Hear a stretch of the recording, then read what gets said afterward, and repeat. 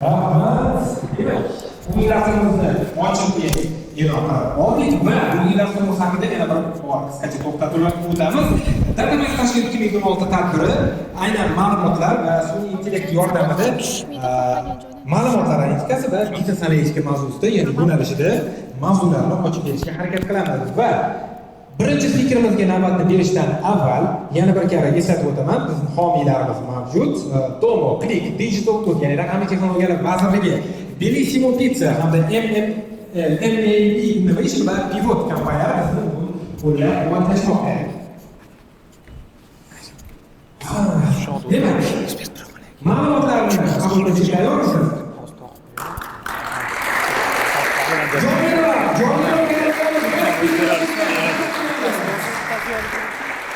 Bugungi birinchi spikerimiz Firdaus Al-Nazarov, Microsoft Web va Power BI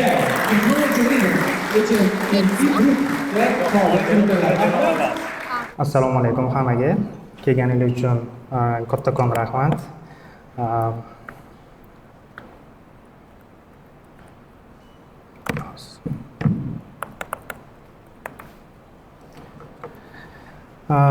Bugungi birinchi sessiyamizni juda ham dolzarb va data analitikani katta o'zgarishlar kiritayotgan mavzu haqida gaplashamiz, ya'ni AI va analytics engineeringni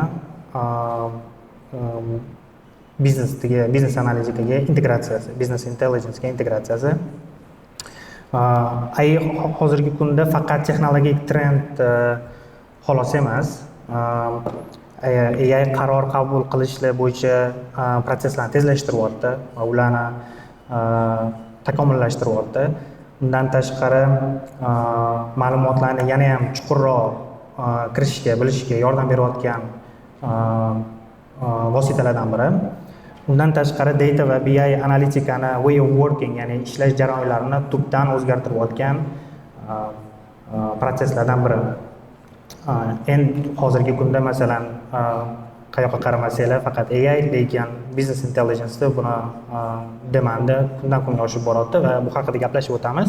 Va undan tashqari AI analitikaga yaxshi integratsiya bo'lish uchun, foydali integratsiya bo'lish uchun va uni takomillash keyinchalik rivojlanadigan bo'lish uchun nimalarga talab kuchli bo'layotganligi va analitik va BI analitiklardan nima skilllar kerak bo'lishini haqida ham gaplashib o'tamiz. Asosiy mavzuga o'tishdan oldin o'zim haqimda qisqacha aytib o'tib ketsam, hozirgi kunda Shvetsiya davlatida yashab ishlayman. H&M Group kompaniyasida Microsoft Fabric va Power BI Technology Lead sifatida. H&M bu apparel retail, ya'ni kiyim-kechak ishlab chiqarish retail bo'yicha dunyoning yetakchi kompaniyalaridan biri hisoblanadi va yuzlab, millionlab customerlarimiz bor dunyoda. Deyarli barcha marketlarda o'zini do'konlari bor. 4 mingdan ortiq do'konlarimiz bor va milliarddan ortiq sotuv amalga oshiradi yil davomida. Bu milliarddan ortiq produksiya haqida gap ketyapti. Va shu kompaniyada shu data platform, data architecture, cross cloud integrationlar proseslariga javob beraman. Undan tashqari yana o'zim hobby sifatida founder va community leadman Fabric va Power BI user groupiga. Shunga ham qatnashib turamiz va har xil sessiyalarni olib borib turamiz. O'zbekistondagi experience ham bor. Korzinka va Nestle'da oldin ishlaganman.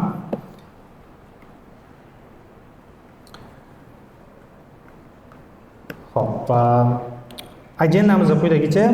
Birinchi bo'lib AI bu BI va analitikdagi ta'sir haqida gaplashib o'tamiz. Uni nima o'zgartiradi, AI nima o'zgartirmayapti haqida ko'ramiz va data customerlar uchun nimaga e'tibor berish kerakligi haqida gaplashamiz va nega data va analitika sohasida AI integratsiyasi software developmentdagi AI integratsiyadan katta farqli qilishini ham ko'ramiz. Va oxirida Power BI misolida BI analitiklar bilan AI bilan ishlash uchun nimaga qo'shimcha o'rganishi kerakligi haqida ham ko'ramiz. Kichik disclaimer, bu mavzu juda ham katta bo'lganligi uchun data governance, security va compliance topiklar haqida aytilmaydi. Ya'ni AI va AI ni BI va analitikadagi integratsiyasi haqida ko'proq gapiriladi. Lekin bu mavzular haqida yana alohida onlayn meetup sessiyalar o'tkazamiz va qiziq bo'ladigan bittaman. Hop, boshladik. Oxirgi taxminan 2 yil ichida LinkedInim ham, emailim ham mana shunaqa xabarlarga to'lib ketdi. AI, BI va analitika rolini egallaydi yoki dashbordlarni o'rnini egallaydi. Entry level, ya'ni boshlang'ich junior analitiklarning roli уже kerak emas. Bularni o'ldiradigan vositaga aylandi AI. RIP Power BI, RIP ClickSense, RIP Tableau deb ularni necha martadir janozasi ham o'tib ketdi yilda. Lekin kichkina so'rovnoma o'tkazsak, kim o'ylaydi AI dashbordlarning o'rnini egallaydi deb? Qo'llarni ko'taringlar. Okay. Wow. Auditoriyamiz ancha optimistik ekan. Bu juda ham zo'r. Keling, shuni ko'rishdan oldin bir ozgincha shu data vizualizatsiya va BI tarix haqida ozgincha gaplashib o'tsak. BI na ko'rinishi bir data vizualizatsiyani bir turi deylik. Bu taxminan bir 300 yil oldin hozirgi ko'rinishi o'zidan boshlangan. Ya'ni agar raqamli KPI metricslarni tarixini oladigan bo'lsak, bu minglab yillar hisoblanadi o'zi. Ya'ni qadimgi Yegipet va Xitoydagi Han dinastiyalardan boshlangan o'zi bu. Lekin hozirgi ko'rinishda, ya'ni data vizualizatsiya ko'rinishida bu taxminan 300 yoshga ega. Masalan, qiziq fakt bo'lishi mumkin. Mana men birinchi pastdagi vizualizatsiya bu Napoleon Bonaparte Rossiya imperiyasiga boshlagan urush kampaniyasida ishlatilgan Sankey charti hisoblanadi. Hozirgi kunda eng ko'p ishlatiladigan chartlardan biri, lekin birinchi bo'lib mana shu urush paytida ishlatilgan. O'rtadagisi bu Angliya bilan Norvegiya va Germaniya orasida, Angliya va Norvegiya Daniya orasidagi tovar-oborot, eksport va import farqini hisoblashgan 1700-yildan boshlangan 1780-yilgacha. Ko'ryapsizlar, bu ham line chart, ya'ni business intelligence bir turi shu 300 yil oldin ham bo'lgan. Albatta maplar, kartalar ham ancha ishlatilgan, bu urush davrlarida ham ishlatilgan va hokazo. Lekin nimaga buni aytyapman? Bu data visualization va dashbordlar bizdan 100 yillab oldin bo'lgan va katta ehtimol bilan bizdan keyin yana 100 yillar davomida bu takroriy bo'ladi, chunki ma'lumotni, informatsiyani vizualizatsiya sifatida ko'rish insonga ancha yengilroq, bu ancha ko'p marta isbotlangan, bu haqida даже to'xtalmaymiz ham. Lekin savol shundaki, hozirgi kunda ham dashbordlar, mana hozir o'tirganimizda ham shu yoqqa kelgunimizgacha katta ehtimol bilan dashbordlarni o'zi ishlatganmiz. Ha, bu Power BI yoki Tableau ko'rinishida emas, web application ko'rinishida yoki software application sifatida bo'lishi mumkin, lekin bu ham dashbordning bir turi. Ya'ni o'sha bank prilojenelarida yoki Yandex Taksiga o'tirganimizda bu ham o'sha map real time intelligence sifatida ko'riladigan dashbordlar turi hisoblanadi. Metriklar va ko'ramiz necha minut qoldi borishimizga, necha kilometr qoldi, bularni track qilamiz va data consumer sifatida dashborddan foydalanamiz. Va nega именно business intelligence ni o'ldirish kerak, lekin buni o'ldirish kerak emas degan subyektiv savol paydo bo'ladi. Bu o'shaning uchun sal hali voqli deb o'ylayman. AI, BI именно dashbordlarni o'rnini egallash degan ma'noda, lekin o'zgartirishi bu 100% haqiqat. Shu keyingi mavzuga o'tishimizdan oldin bitta narsada to'xtalsam, masalan, tasavvur qilinglar, pilotlar, sal ekstremal misol olaman, pilotlar точка A dan точка B ga, ya'ni bir aeroportdan ikkinchi aeroportga borgungacha yuzlab qarorlar qabul qiladi, bir nechta dashbordlarga qaragan holda. Unda sal boshqacha ko'rinadi bilan dashbordda, ya'ni o'sha ob-havo radarlari yoki boshqa enemy radarlar yoki samolyotda status haqidagi radarlarni. Va endi tasavvur qiling, bu pilot точка A dan точка B ga borgungacha yuzlab qarorlar qabul qiladi. U passajirlarni sog'lig'iga javob beradigan inson bo'ladi shu paytda va endi shu va ular qaror qabul qilayotganda informatsiyani olishi bilan instant qaror qabul qilish kerak. Ya'ni informatsiya keldi, shunga qarab reaksiya qilish kerak. Bez zamedlения deydi degandagi. Ana tasavvur qiling, shuni o'tirib ChatGPT bilan gaplashyapti yoki cloud bilan gaplashyapti, nimadir o'zgaryapti samolyotda, lekin chat bilan gaplashayotgan holda bu uni tasavvur qilish sal qiyinroq. Nega bu misolni oldim? Nimaga bu ekstremal misolni oldim? Chunki biznes ham hozirgi kunda, ayniqsa operatsion biznes xuddi shunaqa. Business Intelligence Solutionslar, ya'ni BI Analytics Solutionslar ko'proq operatsion ishlarda, operatsion bizneslarda bo'ladi. Ya'ni FMCG, ishlab chiqarish, retail, logistika, bank, ya'ni ma'lumot keladi va business executiveslar, ya'ni qaror qabul qiladigan odamlar shunga qarab qaror qabul qiladi. Chunki business executiveslar ham xuddi pilot kabi kompaniyani точка A dan точка B ga boradi. Ya'ni nima deydi, keyingi yil IPO ga chiqish targeti masalan yoki sotuv ko'rsatkichlarimizni 2 barobar oshirish targeti degan ma'noda. Xuddi shunga o'xshab operatsion qarorlar chat orqali emas, balkim KPI metrikni qabul qilish orqali bo'ladi.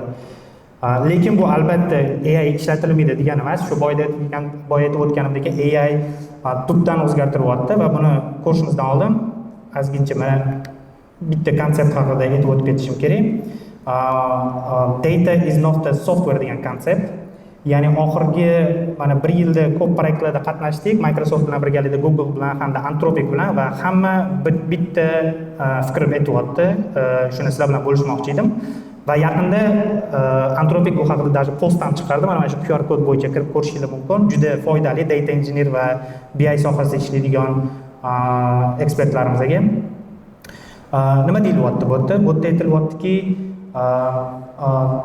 data softwareda bitta rezultatga erishish uchun bir nechta to'g'ri yo'l bor. Ya'ni faqat bittagina to'g'ri yo'l emas. Shu rezultatga erishish uchun masalan bir nechta til ishlatishimiz mumkin, bir nechta metodologiya ishlatishimiz mumkin va hokazo. Lekin datada bu teskarisi. Datada faqatgina bitta to'g'ri bor, faqat bitta to'g'ri yo'l bor, bitta to'g'ri atvet bor va bitta to'g'ri query bo'lishi mumkin. Menga shu Anthropicdan co-founderlardan biri aytgan gapi juda ham yoqdi. Shuni aytmoqchi edim. Ular aytadilarki, o'sha BI haqida fikrlarini bildirganlarida cloud software developmentni xuddi o'rmondan olib chiqib ketayotgandek, software development o'rmondan olib chiqib ketayotgandek ish tutadi. Ya'ni tezroq o'rmondan olib chiqib ketsamda, tezroq shu resheniyani qabul qilsam va u yerda o'rmondan chiqish yo'llari ko'p. BI'da faqat bitta to'g'ri yo'l bor. Uni cloud bilmaydi, uni AI bilmaydi. Uni faqat BI analytic context yordamida cloudga yeta oladi olib chiqib ketish uchun. Ya'ni contextual AI siz BI'da bu ishlash ehtimoli juda ham kam. Va buni hatto Anthropic ham, Microsoft ham, Google ham tan olgan joyi bor. Mana shu analiz ham coding versus analyticsni ham Anthropicni o'zi post qilgan, keltirib o'tgan. Shu postga kirsanglar juda ham maslahat beraman. Juda ham detal ko'rishda aytgan qanaqa qilib bular 95% gacha BI analitikasini cloudga topshirgan, contextual sifatida, lekin 100% emas. Ya'ni 100% o'zi ham aytadi, 100% hech qachonga bo'lmaydi, chunki AI ga har doim kontekst kerak deb. Xo'p, shuni misol tariqasida keling bitta narsani ko'rsak, ozgincha interaktiv. Kecha mana ikkinchi spikerimiz bilan o'tirganimizda bitta test qildik. Nana Bananadan, Gemini'dan mana shu savolni so'radik. Menga ko'k piyola chizib ko'rsatdi. E'tibor bersanglar, o'zbek tilida so'rayapman. Hech qanaqa ortiqcha instruksiya yo'q, faqat prompt. Shundoq kirdim, birinchi promptda menga ko'k piyola chizib ko'rsat. Ya'ni ikkita parametr. Nima piyola va qanaqa rang ko'k. Shuni to'g'ri javob deb qabul qildim. Chunki choynakni so'ramagan bo'lsam ham yoki adres so'ramagan bo'lsam ham, lekin kontekst tushundim. O'zbek tilidan kelayotganda o'zbek tilida bu narsani aytyapti. Ana endi nima deb o'ylaysizlar? Agar men chiqib, xuddi shu savol prompt yana bersam, nima olaman? Qanaqa javob kelishi mumkin?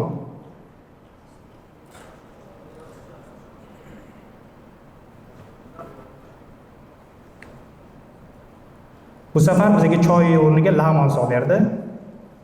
Ya'ni yana xuddi o'sha prompt. Menga ko'k choyni piyola chizib ko'rsatilgan prompt bo'lyapti, lekin bu yerda lamon. Men sal o'zgartiraman endi. Ya'ni ko'k piyola chizib ko'rsatmas, ko'k piyola chizib ber deyman. Endi bu berga aksensiya qilyapti va menga yaqinroq qo'yib beryapti va umuman o'sha piyola haqida gap ketayotgani ham yo'q. Bu yerda o'zbek kontekst, o'zbek tilida bo'lgani bilan ham, lekin o'zbekcha kontekst yo'q. Bu yerda ko'rib turganingizdek, bu yerda granola yoki kasha sifatida berilyapti va bu yoqda o'zi piyolani chashka qilib kontekst tushunyapti va bu yerga e'tibor beryapti va bu yerda menga yaqinroq qo'yib beryapti bu narsani. Ana endi tasavvur qilinglar, buni sizlar xuddi shuni promptdan, ya'ni o'zingizlarni datalarga ulagan holda so'rayapsizlar, mana o'tgan oydagi sotuvimni ko'rsat yoki total sotuvimni ko'rsat deb, boshida to'g'ri javob kelyapti, keyin uni yopyapsizlar chatda, keyin 1 soatdan keyin ochyapsizlar, уже 100 million to'g'ri javob bo'lsa 101 million ko'rsatyapti, keyin yana yopyapsizlar, ozginchadan keyin уже 98 million ko'rsatyapti. уже trust yoki ishonch AIga o'ldi. Bizda bir necha marta bo'lgan bu narsa, ya'ni bundan keyin уже biznesda xohish ham bo'lmaydi, investitsiya ham bo'lmaydi, ya'ni qanaqa qilib bunga dalil ishlash mumkin. Va bu degani AIga постоянно, ya'ni to'xtamasdan kontekst va yordam berib turish kerak degani. Agar oddiy qilib tushuntirganda. Va masalan misol tariqasida bizda bitta bo'lgan proyektni ko'rsataman. Masalan Copilot Power BI ga integratsiya qilgan sifatida. Mana e'tibor bersanglar, bu yerda savol turibdi. Birinchisi what is the total sales amount deyapti va Copilot buni to'g'ri tushunyapti. Your question matched a verified answer. Ya'ni what is the total sales amount savolim bilan to'g'ri tushundi va menga kutilgan javobni berdi. Bu raqamga e'tibor bermasanglar bo'ladi, bu fake raqam, bu H&M yoki boshqa sotuv raqami emas. Va keyin xuddi shunga o'xshash savol, lekin sal boshqacharoq beraman. Can you show the overall total sales? Ya'ni ozgincha kontekst beraman overall deb. Va lekin Copilot bu yerda yana to'g'ri qabul qilyapti va what is the total sales? Birinchi savolimga o'xshab beryapti. Ya'ni ko'rib turganingizdek, savolim boshqa, o'xshash, lekin baribir boshqa. Lekin Copilot buni to'g'ri qabul qilib, to'g'ri raqam, to'g'ri formatda va to'g'ri queryga reference qilyapti. Mana endi uchinchi savolda sal уже report degan so'zni qo'shdim.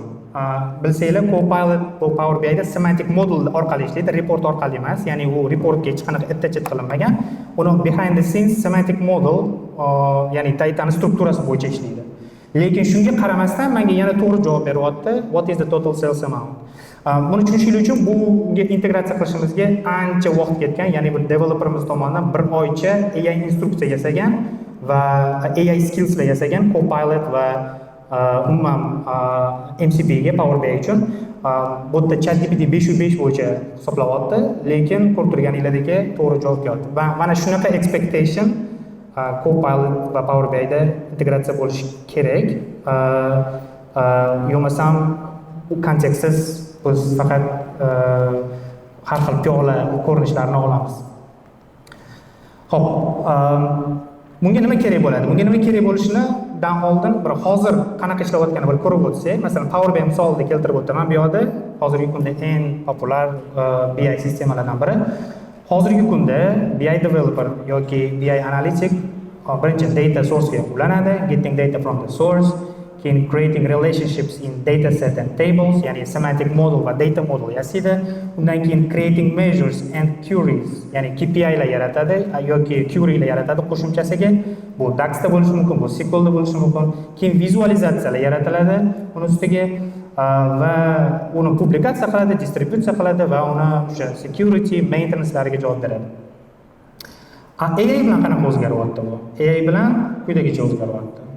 Xuddi shu skilllar qoladi va qo'shimchasiga AI skills and instructions, ya'ni shu AI ga instruksiyalar yasash, markdown ko'rinishida yoki AI skilllar yaratish, treating metadata as a first class. Bu hozir birinchi raqamdagi eng muhim narsaga aylanyapti BI da to'g'ri AI integratsiya bo'lishi uchun. Masalan, bu table format tablelarga, columnlarga to'g'ri nom berish va ularga description yaratish va umuman olganda BI ni ham dokumentatsiya ko'rinishida qilish, Power BI ni masalan PBIP formatga o'tkazish, GitHub ga ulanish va hokazo va hokazo, Git integrationlar bu yerda va undan keyin CI/CD va deployment pipelines, ya'ni har bir o'zgarish kiritganingizda AI ga bu training uni bir nechta environmentda saqlash bu yerda Power BI da va albatta MCP va agentic development bu siz уже iloji yo'q. Bu Power BI da AI bilan ishlash. Va ko'rib turganingizdek, birinchi 4 tasini ham sariq bilan belgilanib ketilgan. Bular AI agentic ni ichiga kirib ketyapti. Ya'ni agar MCP va agentic skills ni developer bilsa, birinchi 4tasini уже manual qilish shart emas. Bu skilllar, bu instruksiyalar bilan hozirgi kunda agentlar bilan qilsa ham bo'ladi. Mana shu skillda hozirgi kunda Power BI agentic developmentni tashkil etyapti. Hozir ko'rinish ozgicha example ko'rsataman. O'zimizning proyektlardan bo'lganlardan birida, masalan, hozir qanaqa qilib buni oddiy developmentdan, shu boyaga aytgan before developmentdan hozirgi ko'rinishda qanaqa ko'rinishda bo'lyapti, buni ko'rsanglar bo'ladi. Buni data source sifatida bu yerda BigQuery olingan, lekin bu deyarli hamma data sourcelar bilan bir xil ko'rinishda ishlaydi va bu yoqda ikkita narsa bor. Bu yoqda source control BI da, ya'ni Git integration o'rtadagi tablitsa va o'ndagi agentic development, ya'ni faqatgina Git integration bo'lgandan keyin agentic development kiritilyapti. Ya'ni ko'rib turibsizlar, oddiy BI, Power BI development ham уже software engineeringga qarab ketyapti, ya'ni augment bo'lyapti va uni qamrab bo'lyapti. Bu degani bizning BI analytic developer roli sekin-asta analytics engineer roliga o'zgaryapti. Ya'ni ad hoc analiz bu AI ga topshirilyapti va AI ni boshqarish o'sha engineering tomonidan bo'lyapti. Ya'ni busiz iloji yo'q bo'lyapti. Hatto Microsoft bu Power BI misolida keltirilgan, lekin deyarli barcha BI vendorlar bilan xuddi shu ko'rinishda bo'lyapti. Databricks da, Genie, Google Looker da, hatto Tableau da ham. Xo'p, endi savol paydo bo'lishi mumkin, bularni qayerdan o'rgansak bo'ladi degan savollar. Bitta kichkina announcementimiz bor shunga. Biz Microsoft MDC O'zbekistonning qoshida Power BI va Fabric user grupini qo'shdik va shu oydan boshlab har oyda regular asosida tekin 100% open sessionlar, practical examplelar, real solutionlar publikatsiya qilamiz va bunaqa meetuplarimiz ham online, ham offline ko'rinishda ko'p bo'ladi degan umiddamiz. Hammaga rahmat.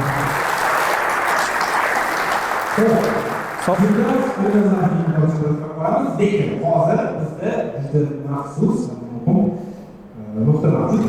Har bir fikr chiqishidan so'ng uchta savol berish imkoniyatiga bo'ladi va ushbu savollardan eng yaxshi savol kelgasiga bizda maxsus sovg'a bor ekan. Ya'ni ishtirokchilar tomonidan cloud subscription bor ekan, 1 oylik.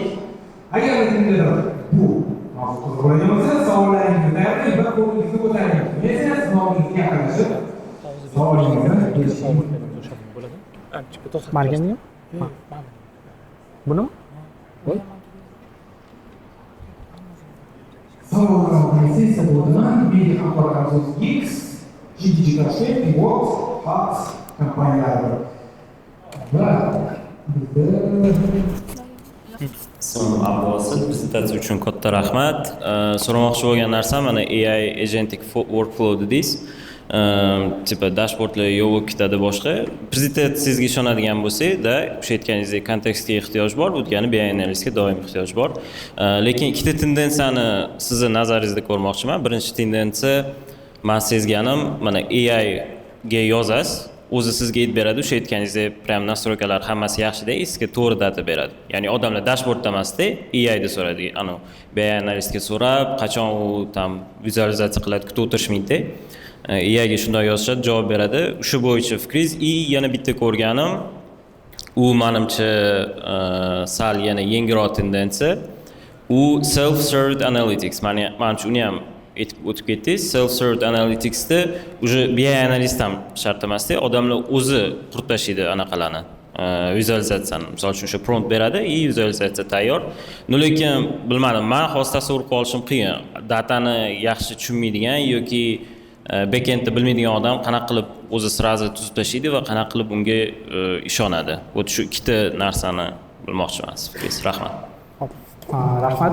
Ikkinchi savolingizda self-service BI ga fikrimmi yoki o'zi umuman uni ishlashyaptimi или вообще u yo'nalish bo'yicha ketish kerakmi? O'zi hozirgi BI'lar ham self-service BI hisoblanadi. Bunday olib qarasangiz, qachongi paytlarda o'sha masalan Excel Power BI masalan 2015-yilda chiqqan, 10 yoshga to'ldi o'tgan yil.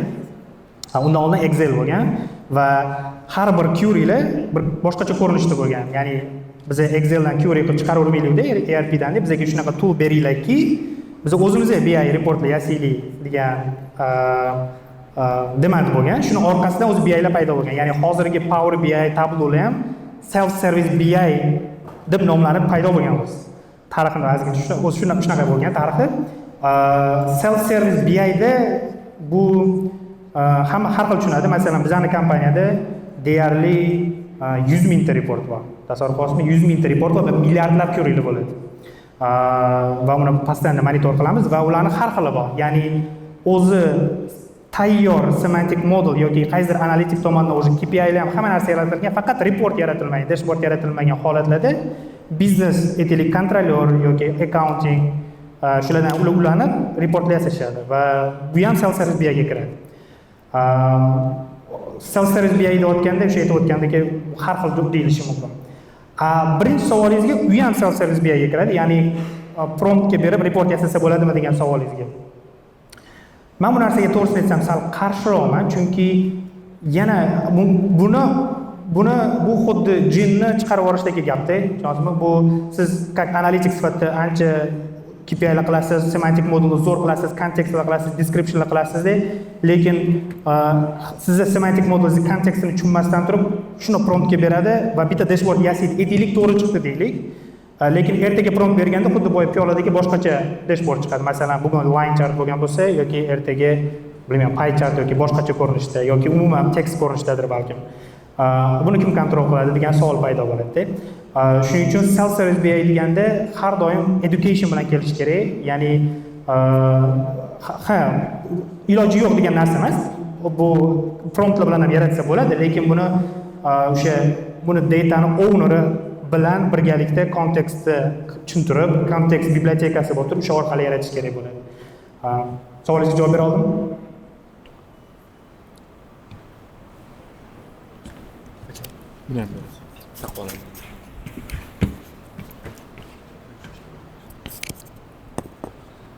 Assalomu alaykum. Assalomu alaykum.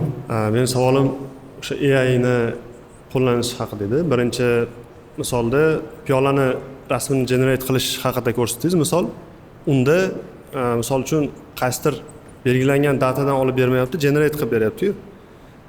Lekin qanaqadir data bazadan olinadigan bo'lsa, request qilib pull qilib olinadigan bo'lsa, bor belgilangan datadan. Bu ham generationga kiradimi yoki unda misol uchun parametrlarni o'zgartirib olmasdan javob berish mumkin bo'ladimi? Ya'ni qanchalik ishonchlilik darajasi hozir AIda misol uchun AI ishlatmasdan qidiruv anaqalari bor, sistemalar bor. Ular belgilangan parametrlar asosida qidiradi.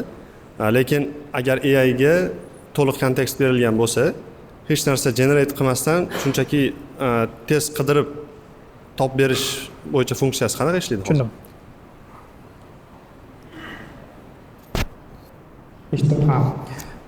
Tushundim savolingizni. Kontekst bersa bo'ladi albatta. O'sha piyolaga aytsa ham bo'lardi. Masalan, men yozsam bo'lardi, piyolamiz dumaloq bo'lsin, faqat ichida choy bo'lsin deb. Lekin o'sha yerda o'tgandagi biznes buni vaqti ham bo'lmaydi, bu narsani qilmaydi ham. Ya'ni biz consumption AI dan rezultatni consumption sifatida ko'rayotgan bo'lsak, va biz BI analitikada consumption faqat shu qaror qabul qiluvchilar, decision makers yoki shu executiveslar bo'ladigan bo'lsa, ular даже bilmaydi ham qayerdan kelayotganligini bu sales. Ya'ni ularga muhim sales haqiqiy truth bo'lsin, source of truth bo'lsin, bo'ldi. Ya'ni ular tekshirib ham o'tirmaydi, tushunasizmi? Bu biza, ya'ni data BI tarafdagilar buni kontrol qilishimiz kerak bo'ladi. Keyin yana bitta savol berdingiz, adashmasam, qanaqa agar databaseda kontekst уже bo'lsa, AI ga ishonsa bo'ladimi? To'g'ri tushundim savolingiz? Bo'ldi. Bo'ldi esa. Data source BI data analyticslarni majority case'da, ya'ni zo'rman katta share'da ularni qanaqasi bo'lmaydi, edit access bo'lmaydi ko'p data sourcelarga va hatto dashbordlarda yangi sourcelar qo'shilaveradi. Eng yomoni masalan data source'da kontekstning o'zgarishi va data BI analyst buni xabardor bo'lmasligi eng ko'p uchraladigan narsa. Hozir ham Yevropada ham uchraladigan narsa bu. O'sha masalan ishlab chiqarilishda masalan bitta produkt chiqdi, bitta shtrix kod bilan chiqdi. 1 yildan keyin produkt umuman boshqa shtrix kod, уже buni data BI analyst post factum bo'lyapti. ayniqsa ERP sistemalarida ko'p bo'ladigan narsa yoki mana Excel raw fileslarda keladigan narsa, uni kontrol qilib bo'lmaydigan narsa. Agar shu responsibility kompaniya tomonidan governance albatta qo'yilsa, masalan kichkina sekret aytishim mumkin, bizning kompaniyamizda mana shunaqa narsa one leg bo'yicha ketyapti. Bu responsibility butun kimki datani produce qilsa, o'sha ownership bo'ladigan policies. Agar shu darajada bo'ladigan bo'lsa, albatta bu narsa siz aytayotgandek ko'proq ishonchliroq rezultatlarga erishsa bo'ladi.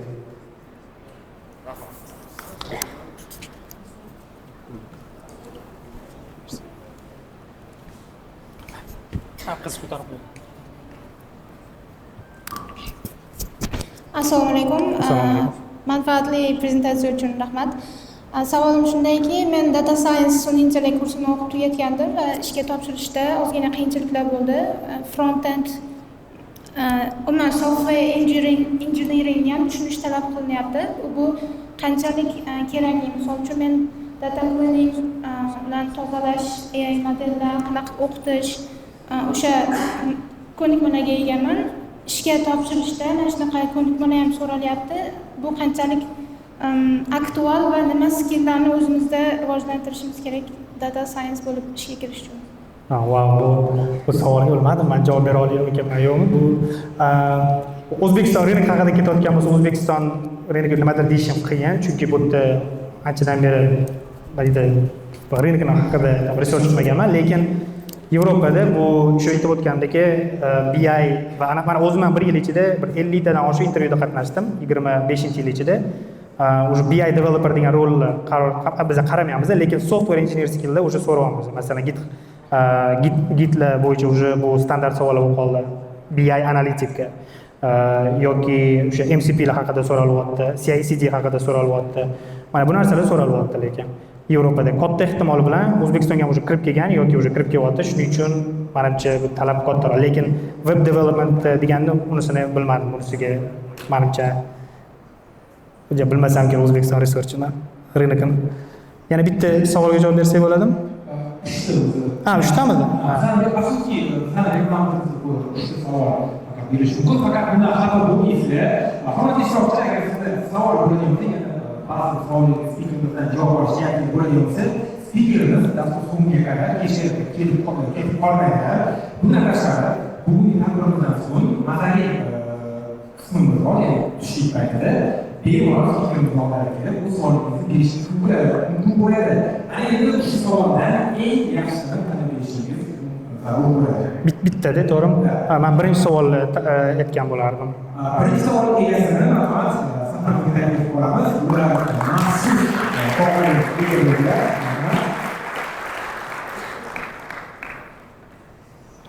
savolimizni spikerimizni qabul qilib olasiz.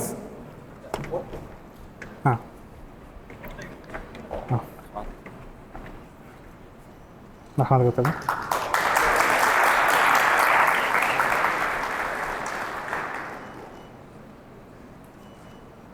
Demak, fikrni mikrofonni qilamiz, ajoyib chiqarish uchun va Gulroz Kafening kuzatib qo'yamiz.